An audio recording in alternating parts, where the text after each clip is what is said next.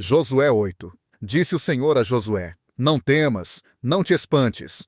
Toma contigo toda a gente de guerra e levanta-te e sobe a Ai. Olha que te entreguei nas mãos o rei de Ai, o seu povo, a sua cidade e a sua terra. Farás a Ai e a seu rei, como fizeste a Jericó e a seu rei. Tão somente para vós tomareis os seus despojos e o seu gado. Põe emboscadas a cidade por detrás dela. Levantou-se, pois, Josué com toda a gente de guerra para subir a Ai. E escolheu Josué 30.000 homens, valentes e valorosos, e enviou-os de noite. E deu-lhes ordem, dizendo: Olhai, poreis emboscada à cidade, por detrás dela. Não vos distancieis muito da cidade, e estai todos vós apercebidos. Eu e todo o povo que está comigo nos achegaremos à cidade. E será que, quando nos saírem ao encontro, como dantes, fugiremos diante deles?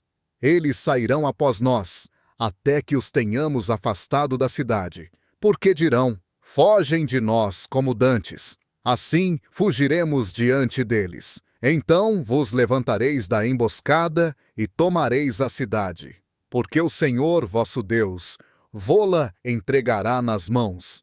Tendo vós tomado a cidade, poreis fogo à cidade. Conforme a palavra do Senhor fareis. Olhai, vô-lo tenho ordenado.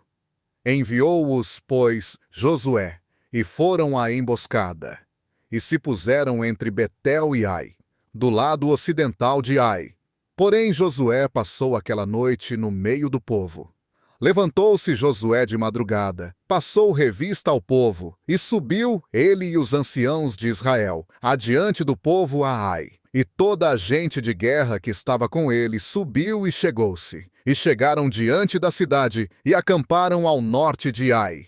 E o vale estava entre eles e Ai. Tomou cerca de 5.000 homens e pô-los de emboscada entre Betel e Ai, ao ocidente da cidade. Assim, dispuseram o povo, todo o arraial que estava ao norte da cidade, e a sua emboscada ao ocidente da cidade. E Josué foi aquela noite para o meio do vale.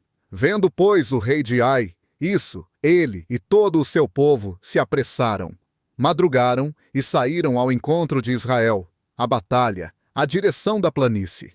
Porém, ele não sabia que de emboscada lhe estavam à retaguarda da cidade. Então, Josué e todo o Israel se fingiram vencidos diante deles e fugiram pelo caminho do deserto. E todo o povo que estava na cidade foi convocado para os perseguir. E perseguiram a Josué e foram assim afastados da cidade. Nenhum só homem ficou em Ai, nem em Betel que não saísse após Israel, e deixaram a cidade aberta e perseguiram Israel. Então, disse o Senhor a Josué: Estende a lança que tens na mão para Ai, porque a darei na tua mão. Estendeu, pois, Josué a lança que estava na sua mão para a cidade.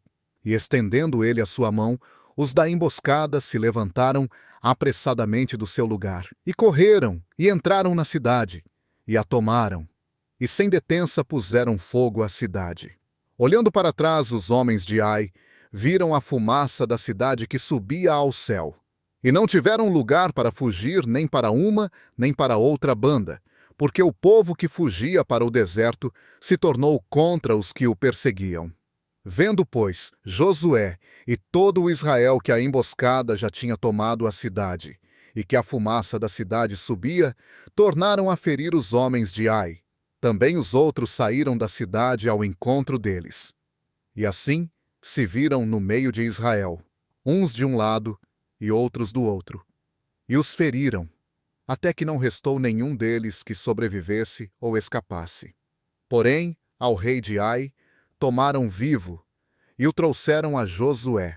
Sucedeu que, acabando Israel de matar todos os moradores de Ai, no campo, no deserto, no qual o haviam perseguido, e caindo todos ao fio da espada, até serem consumidos, então todo o Israel voltou a Ai e a feriu ao fio da espada.